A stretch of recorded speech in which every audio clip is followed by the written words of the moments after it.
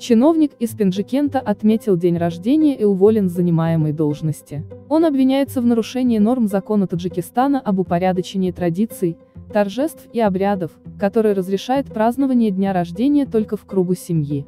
Глава Джамаата Хурми города Пенджикент Ахмадулла Ибрахимов 20 марта отметил свой день рождения с приглашением большого числа гостей у себя дома. Для гостей были организованы 2 банкета, днем и вечером, сообщает пресс-служба Генпрокуратуры Таджикистана. В качестве гостей на банкетах участвовали и другие чиновники, в частности, представитель налоговой службы, военного комиссариата, секретарь вышеназванного Джамаата и другие.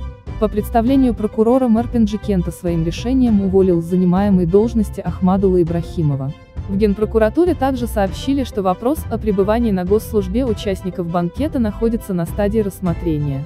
В 2018 году в связи с несоблюдением закона РТ об упорядочении традиций, торжеств и обрядов 648 человек были оштрафованы на общую сумму более 3 миллионов сомани. Закон Таджикистана об упорядочении традиций, торжеств и обрядов вступил в силу 8 июня 2007 года. Согласно нему размер штрафа в отношении должностных лиц составляет 700 показателей для расчетов или 35 тысяч сомани.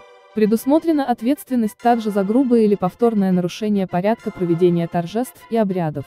Штраф назначается физическим лицам в размере 30 тысяч сомани, должностным лицам в размере 40 тысяч сомани и юридическим лицам в размере 50 тысяч сомани.